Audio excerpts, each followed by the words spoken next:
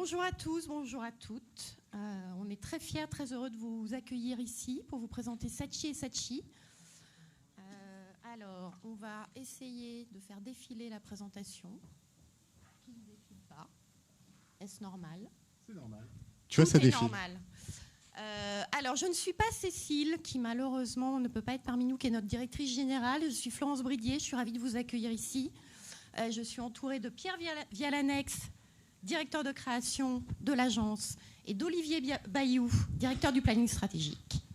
Et on va vous présenter notre agence avec plein de vidéos. Vous allez voir de manière assez rapide, et on espère que vous aurez plein de questions, parce qu'on veut que ce soit assez interactif. Voilà, donc sans plus attendre, on y va avec le showreel, je crois.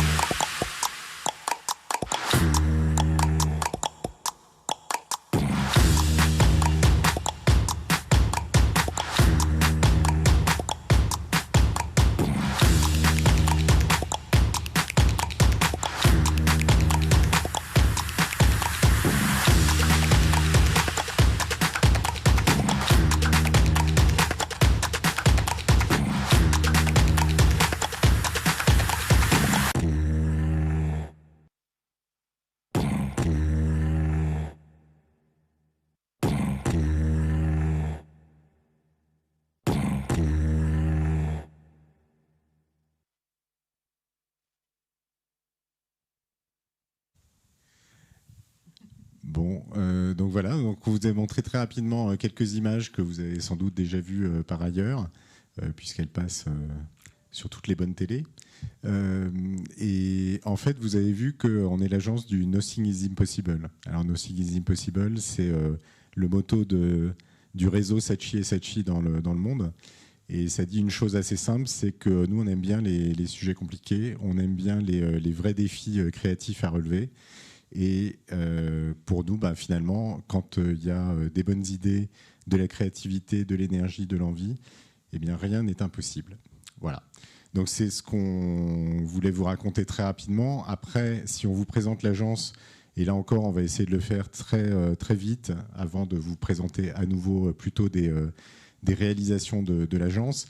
On est une agence française dans un réseau international. Donc, on fait partie du réseau Sachi et Sachi, qui est un réseau worldwide dans lequel il y a une soixantaine de pays, plusieurs milliers de collaborateurs. On fait partie du groupe Publicis. Donc, on est une PME. Nous, on est une agence de 110 personnes, 130 personnes, dans un groupe qui est un groupe beaucoup plus grand, beaucoup plus puissant, de 80 000 personnes. Voilà.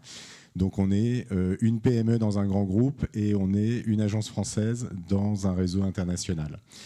Ce qui est important, c'est que dans les talents, 130 personnes, il y a, comme dans toutes les agences, il y a des créatifs, des commerciaux, des planeurs stratégiques, donc des gens qui réfléchissent aux idées, des gens qui réfléchissent avec les clients, des gens qui réfléchissent à la création. Et dernier point, quand on a mis solidité, c'est important de se dire qu'on est une agence solide. C'est-à-dire que ce n'est pas parce qu'on est, entre guillemets, petit dans un grand groupe qu'on n'est pas une agence solide. Donc, on est une agence qui, alors c'est toujours important de le dire, qui fait ses chiffres. Donc, faire ses chiffres, ça veut dire effectivement qu'on est au rendez-vous de la croissance, de la rentabilité.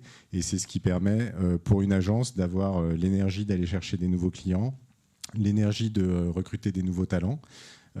Donc, ça veut dire aussi que on est une agence qui sera ravie d'accueillir des jeunes talents dans les mois, les années qui viennent pour continuer à se développer. Alors pourquoi nous rejoindre? On va vous raconter ça très rapidement. D'abord parce qu'on est une agence créative, et là c'est plutôt Pierre qui va vous en parler un petit peu. Ensuite parce qu'on est une agence humaine, et aussi parce qu'on est une agence engagée. Donc on parlera de ces deux dimensions-là après, mais je vais laisser la parole à Pierre sur la partie création. Bonjour, donc moi je suis le directeur de création de Saatchi. Donc on est une agence créative, c'est pareil dur à dire, mais oui forcément on est une agence créative, on fait de la création notre métier, on vend de la création, on vend des idées, on vend des réalisations, on vend des films, on vend des activations, on vend plein de choses. Donc c'est un peu le cœur du métier.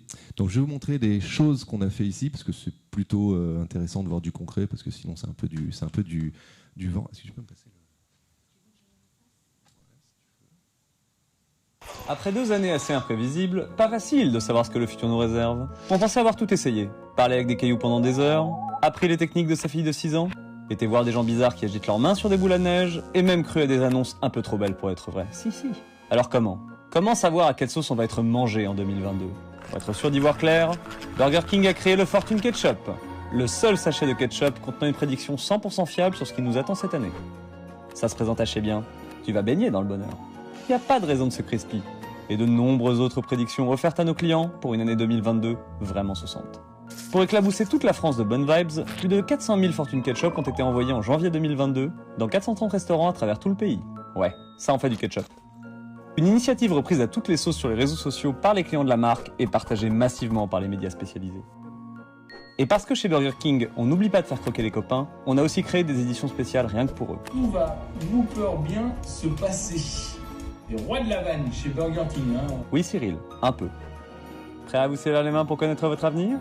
Découvrez le Fortune Ketchup et mettez le futur échec tomate. Produit offrant voyance précise et détaillée, fonctionne pour retour de l'être aimé, prévision de catastrophe et réussite professionnelle. Donc ça, c'est le dernier truc qu'on a fait pour Burger King, Fortune Ketchup. Donc pour la nouvelle année, c'était cette année en janvier. Je ne sais pas si vous en avez trouvé. C'était essentiellement en livraison à domicile. Donc vous voyez, on ne fait pas que de la pub télé, on ne fait pas que des affiches. On peut faire des choses qui ça s'appelle par exemple une activation, un coup média. Donc ça, on aime beaucoup faire ça. Enfin, toutes les agences aiment beaucoup faire ça. Après, je vous engage à mettre des choses comme ça dans votre dossier si vous êtes jeune créatif et que vous cherchez des stages ou des alternances ou n'importe quoi, parce que c'est beaucoup plus facile pour nous de se projeter sur des choses comme ça. C'est beaucoup plus facile pour vous de faire des idées comme ça, parce que c'est beaucoup plus simple à faire que par exemple des films où quand vous venez présenter des films, c'est quand même des stories, des choses comme ça, c'est moins intéressant. Venez avec des choses comme ça et vous pouvez nous donner un petit peu le full intérêt de votre créativité. Et ça marche très bien. Alors après, c'est Buzzman qui a toute la partie nationale. Nous, on travaille avec Burger King sur la partie locale. Et donc, en fait, de temps en temps, nos idées qu'on propose donc pour le local, alors le local, ça veut dire les restaurants. En fait, on le propose pour que les restaurants puissent faire des choses au niveau local, c'est-à-dire au niveau du restaurant. Et ça vient d'une idée qu'on a proposée en local, qui a été remontée, qu'on a fait remonter au niveau national, et ils ont adoré cette idée. Donc, on a fait la bonne année plutôt que Buzzman. Donc, on est bien content d'avoir fait ça à leur place. Voilà. Ça, c'est partie des petites victoires du quotidien où on est un peu content. Allez, enchaîne. Alors ça, c'est... Oh.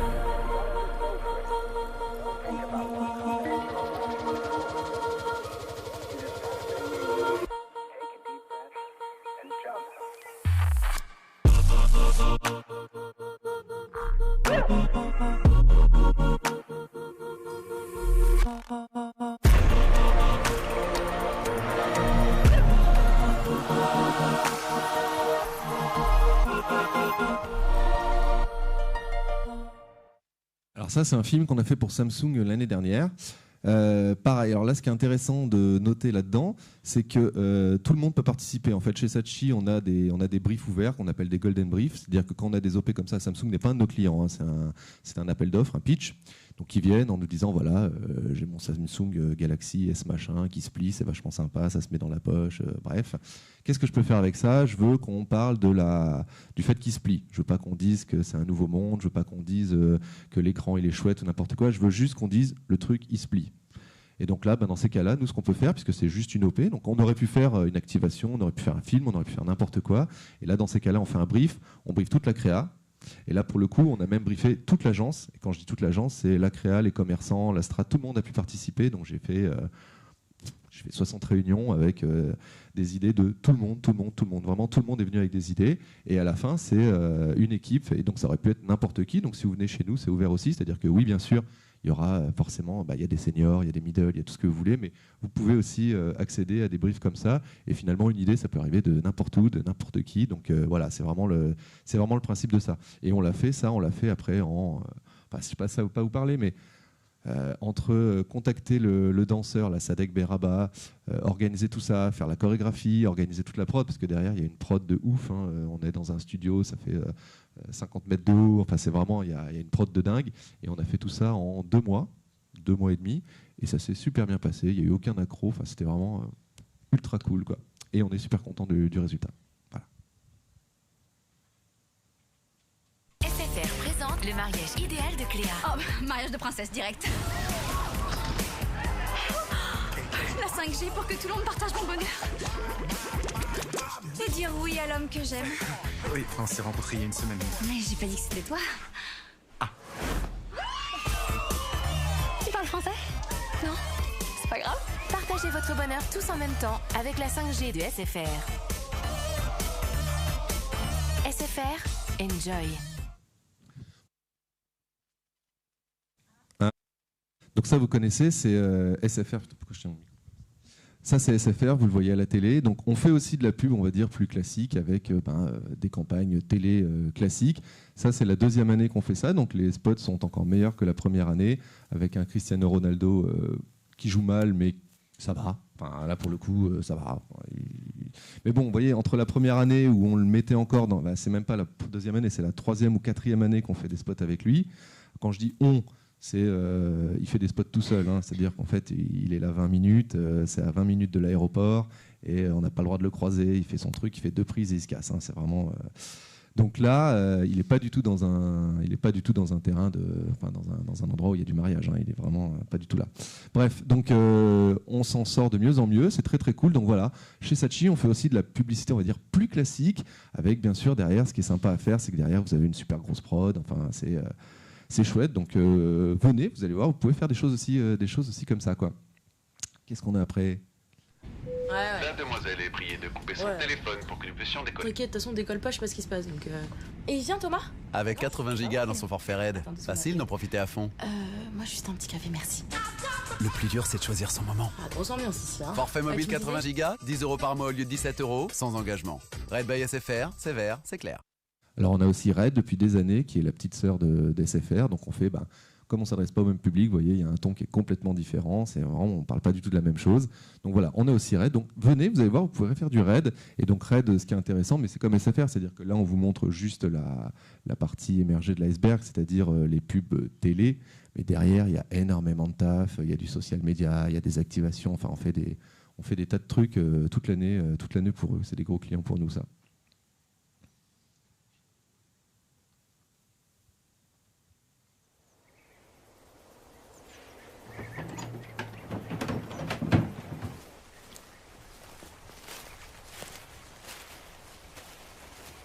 Allez, attendez, c'est un peu pour le matin.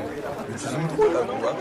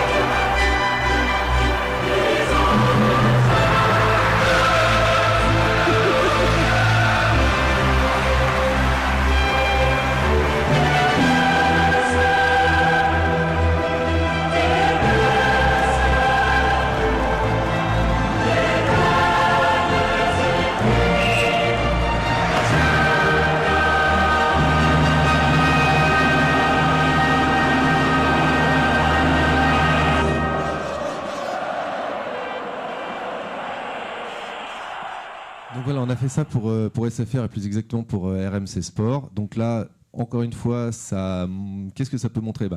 On cherche des idées, des choses un petit peu ambitieuses, parfois des trucs un peu cons, des trucs un peu délirants, des trucs un peu impossibles.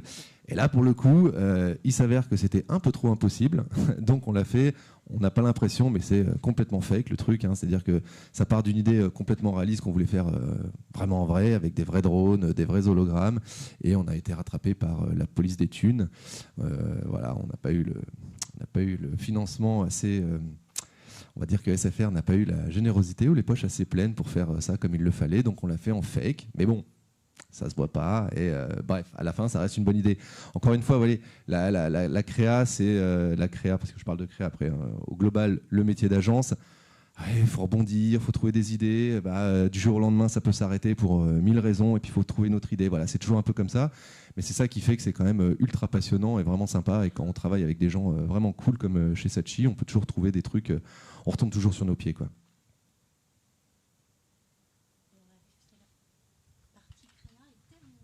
Alors, on va reparler de créa quand on parlera de l'agence engagée. Dire qu'on est une agence humaine, c'est pas, ça se décrète pas, quoi.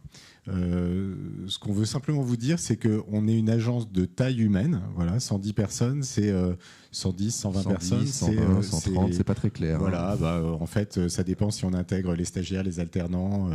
Voilà, mais en tout cas, c'est dans ces eaux-là. Ça fait finalement une agence qui a une taille humaine, c'est-à-dire une taille dans laquelle au bout d'un stage de 3 mois ou 6 mois, on connaît la plupart des gens de vue, on en connaît une vingtaine ou une trentaine un peu mieux à travers les collaborations qu'on a pu avoir. Donc voilà, c'est un premier élément pour se dire qu'on est une agence humaine. La deuxième dimension, c'est que on essaye d'avoir un management qui soit le plus humain possible. Et là encore, je peux vous le raconter, je peux vous le dire, mais ce qui est important, c'est de venir aussi pour s'en rendre compte. Mais on essaye vraiment de faire grandir les talents, de s'intéresser aux gens, s'intéresser à l'humain et faire en sorte que et on y veille au sein du comité de direction à ce que chaque membre du comité de direction ait vraiment la porte ouverte et que s'il y a un truc qui ne va pas, on puisse en parler. De la même façon, on a mis en place un truc qui s'appelle les bonnes oreilles. Donc, c'est des salariés qui ont été formés à l'écoute active. Donc, s'il y a un problème, vous pouvez aller les voir. Voilà. Donc, c'est une autre façon aussi de se dire qu'on est une agence humaine. Donc, il y a la taille humaine, il y a la relation humaine, et puis il y a aussi une dimension dans l'organisation qui est importante. C'est qu'on est très soucieux quand même de l'équilibre entre la vie pro et la vie perso. C'est pas parce que nothing is impossible qu'on doit faire des charrettes tout le temps. C'est pas parce que nothing is impossible qu'on doit passer notre temps sur notre portable le week-end à travailler pour les clients. Donc on essaye au maximum de faire vivre notre charte de la déconnexion, c'est-à-dire que les mails, on y répond que quand c'est les heures de travail. Voilà, on essaye de faire progresser aussi ce genre de pratique avec nos clients. Et c'est ça aussi qui, à mon avis, donne à l'agence Saatchi une couleur un peu particulière dans la façon dont on veut la faire vivre au quotidien. Voilà, mais ça prend aussi d'autres dimensions. On va en parler à propos de l'engagement. Alors, une agence engagée, là encore, c'est un truc. Alors, on va vous montrer quelques éléments de création, quelques pubs dont on est content parce qu'elles montrent aussi qu'on est capable de faire bouger les lignes. Nous, on a une conviction, c'est que les marques, c'est des marques. Enfin, les marques, elles ont un rôle sociétal à jouer. Elles ont un rôle à jouer pour la planète. Elles ont un rôle à jouer dans l'égalité homme-femme. Elles ont un rôle à jouer dans l'inclusivité de la société. Voilà, donc c'est très important pour nous. Ça correspond à la vision qu'on a des marques. C'est aussi comme ça qu'on a envie d'accompagner des clients. Alors là, vous avez à l'écran une pub qui a été faite pour Enercop. Alors Enercop, c'est un énergéticien, c'est un concurrent d'EDF, de Engie, etc. Alors c'est un petit acteur, hein, ils sont évidemment beaucoup plus petits qu'EDF. Pour autant, c'est l'acteur le plus vertueux du marché. Dans tous les classements qui sont faits par les ONG, c'est l'énergéticien qui, par son organisation coopérative, par sa fibre environnementale, par sa capacité à financer des projets d'énergie renouvelable, et le plus vertueux en matière d'énergie. Après, ils ont un problème, c'est qu'ils sont plus chers que les autres. Donc la réflexion qu'on a eue sur ce client-là, ça a été de dire finalement, il faut sortir de la facture d'électricité comme une dépense, comme une simple dépense. Et l'idée qu'on a eue, l'idée qu'on a portée à travers cette création, c'est de dire finalement, l'énergie, ce n'est pas une facture que vous avez à payer tous les 2 mois, c'est un investissement que vous faites pour la transition écologique et la transition énergétique. Voilà, donc c'est pour ça aussi qu'on est très fiers de cette campagne, parce que c'est une campagne intelligente et c'est une campagne qui, oui, cherche à aller chercher des nouveaux clients pour Enercop, mais c'est une campagne qui a un niveau d'exigence par rapport à la responsabilité de cette marque qui a été parfaitement compris. Voilà, donc ça c'était le premier exemple qu'on voulait vous montrer. Le deuxième exemple, je ne sais plus ce que c'est Visa. La Seine-Saint-Denis occupera une place centrale lors des Jeux Olympiques et Paralympiques Paris 2024. Visa s'engage à les rendre accessibles à ses habitants. Visa est un réseau qui nous relie les uns aux autres. Les Jeux Olympiques et Paralympiques de Paris 2024 se feront chez vous, mais pas sans vous. Une promesse qui commence à s'écrire sur le futur stade olympique et paralympique, avec une exposition monumentale d'artistes du département qui symbolise les portraits de ceux qui vont en bénéficier. Allez, cool. Oh, regarde.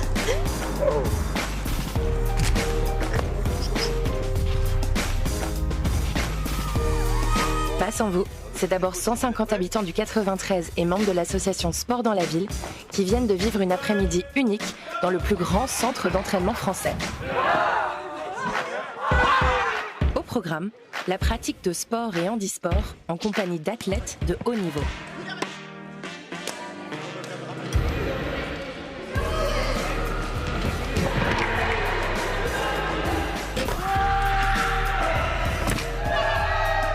Merci à vous.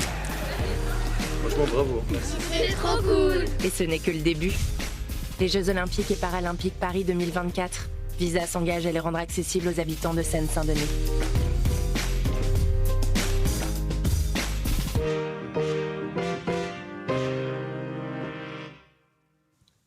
Alors Visa, vous connaissez, c'est du paiement. C'est la grande entreprise mondiale qui permet à chacun de payer ses achats, plein de choses, et d'être payé d'ailleurs. Il venait de sortir une grande campagne worldwide, donc, pardon, il faut que je me mette là. Et au-delà, une grande campagne internationale qui disait que c'était le réseau qui nous reliait les uns aux autres. Au-delà de déclamer ça, d'adapter des choses qui venaient des États-Unis, etc., et de localiser ça, on s'est demandé comment on pouvait vraiment le faire vivre. Ce côté, on inclut les gens, on relie les gens les uns aux autres, au-delà du paiement.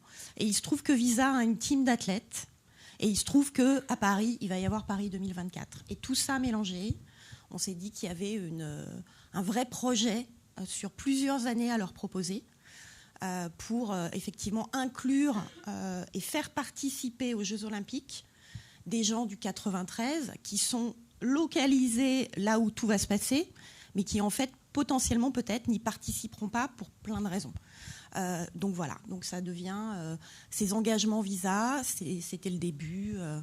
Vous avez compris, il y a des artistes qui ont fait des portraits de jeunes qui ont été mis sur le Stade de France, les jeunes les ont découverts. Il y a une journée pour découvrir des sports avec des athlètes olympiques, etc., etc. Et il y aura d'autres engagements. Voilà.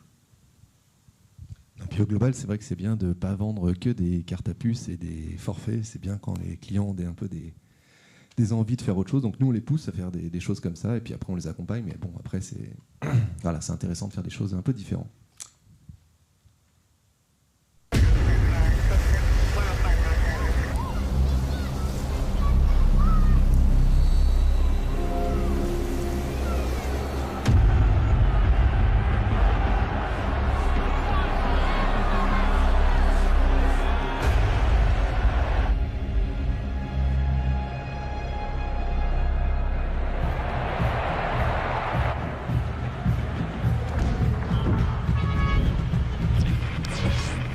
Vamos a ver, es un minuto decisivo. El gesto debe de ser perfecto. Consegue manter a reputação, ele tem que estar à altura da tarefa. And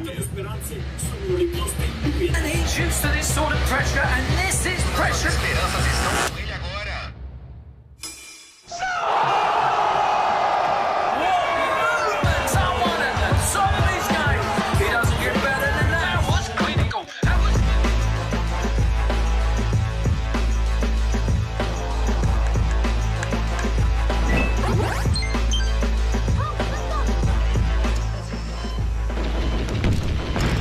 Muy orgullosos de poder quedar este premio.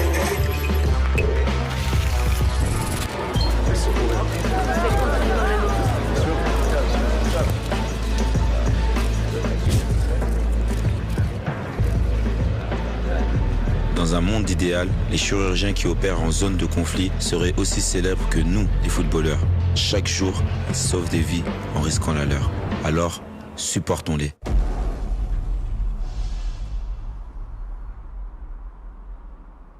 Ça, c'est une communication qu'on a fait pour la Croix-Rouge internationale qui s'occupe de chirurgiens. Enfin, vous avez compris, hein, ils envoient des chirurgiens de guerre dans toutes les zones de conflit un petit peu chaudes du moment. Donc, notamment, là, en ce moment, ils sont en Ukraine, ils étaient en Syrie, ils étaient au Sud-Soudan. Enfin, voilà, ils sont un peu partout. Ils se font attaquer, ils se font certains tuer, ils se font rançonner, ils se font piquer leur matériel.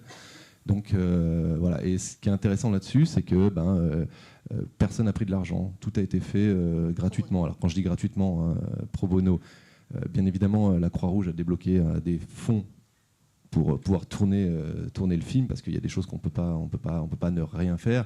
Mais par exemple, l'agence n'a pas été payée, le réalisateur n'a pas été payé. Enfin, vraiment, personne n'a été payé. C'est vraiment de la bonne volonté. Donc, c'est un truc en plus et c'est chouette. Ça donne un peu de sens à notre métier. Donc voilà, des choses comme ça, l'électricité. Enfin, toutes ces choses-là donnent du sens à notre métier et on espère d'en faire de plus en plus. Donc voilà, ça, c'est des choses qu'on aime bien faire aussi.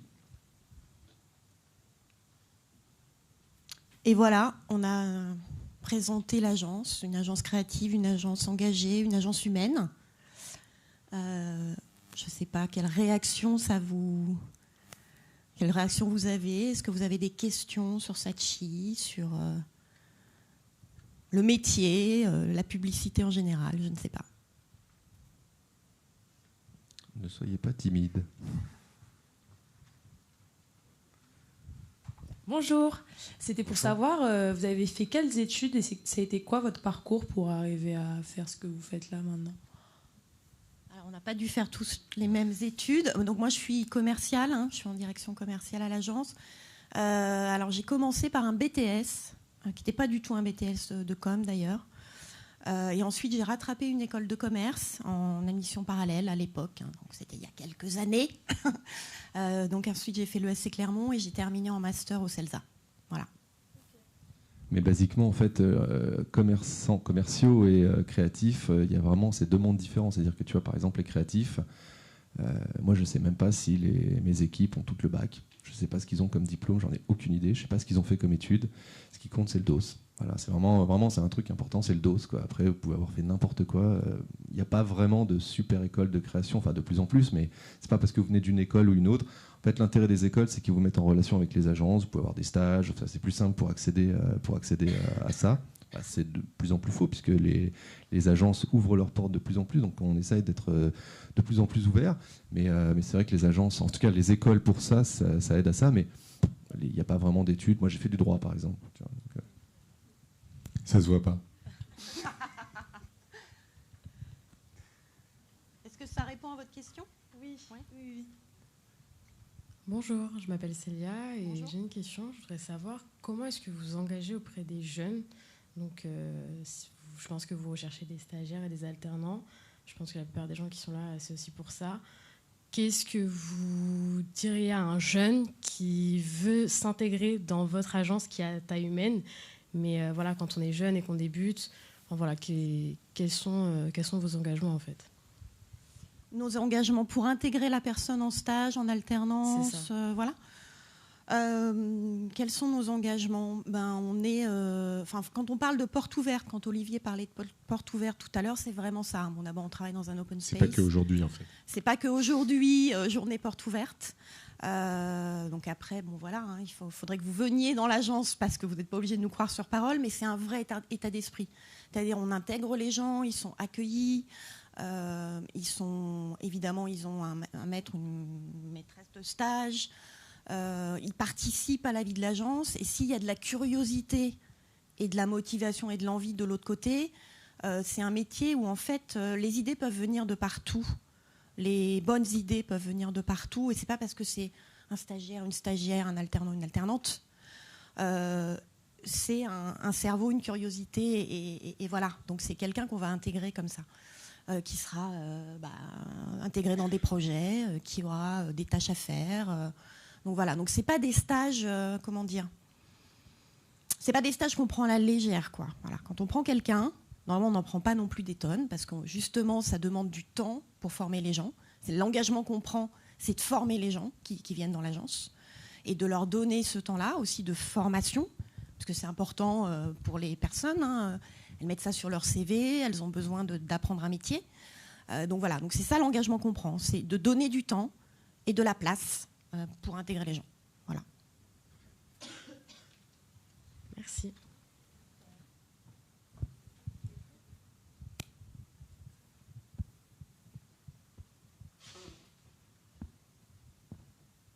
Vous êtes timide, hein ? Question sur la gauche. Non.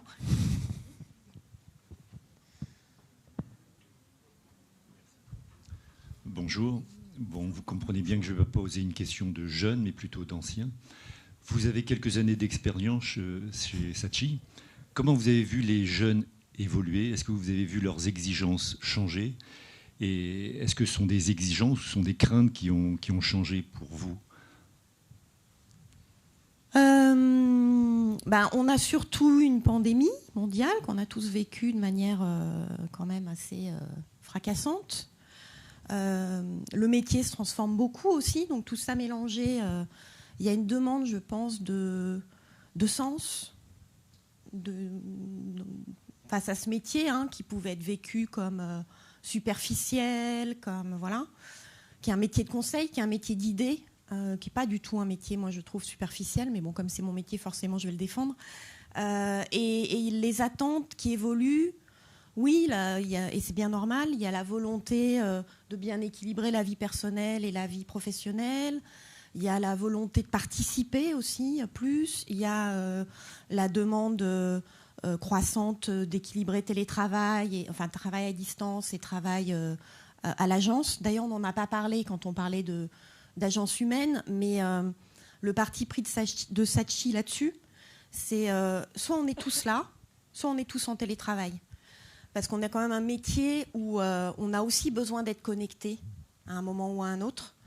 Et c'était un peu trop, entre guillemets, le foutoir que de se dire on ne sait jamais qui est là, qui n'est pas là, etc. Donc il y a aussi ce côté un peu solidaire et d'entraide. C'est-à-dire on a 2 jours de télétravail, le lundi et le vendredi, donc qui sont proches du week-end. Donc il y a une parfaite confiance qu'on va tous très bien travailler et pas partir en week-end. Donc déjà, c'est un vrai signe de confiance du management.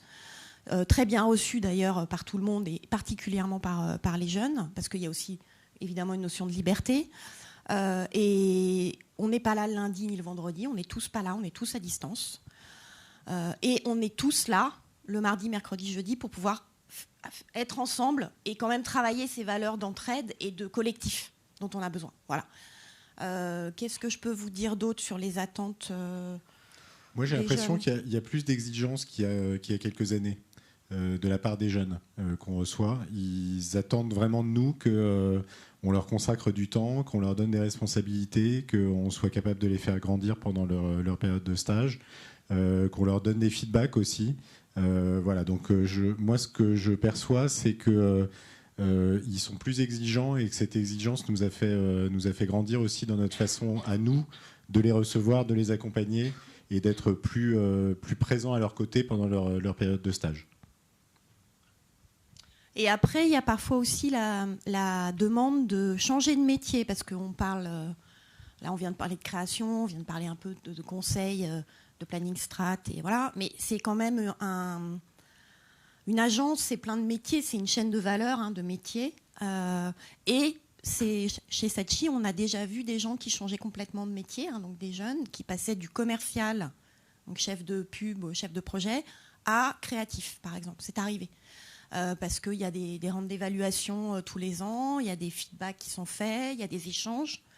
Et il n'y a pas cette barrière de non, tu es commercial, tu resteras commercial. S'il y a l'envie, s'il y a le talent, s'il y a la motivation, il y a discussion et il y a passerelle, voilà, possible.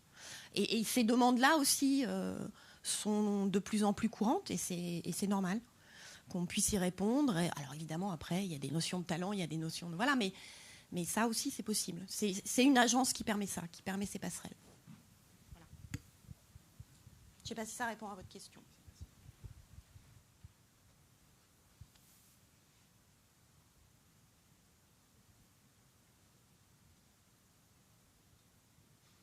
Bon, s'il n'y a plus de questions, il y a aussi un stand Saatchi avec une partie de nos talents qui sont là. Vous pouvez aller les voir juste en sortant de l'auditorium pour discuter avec eux. Il y a un mélange de planning, strat, commerciaux, créatifs. Donc si vous voulez continuer à parler de Saatchi et ou à parler du métier, ils sont à votre disposition également. Merci à vous. Merci à vous.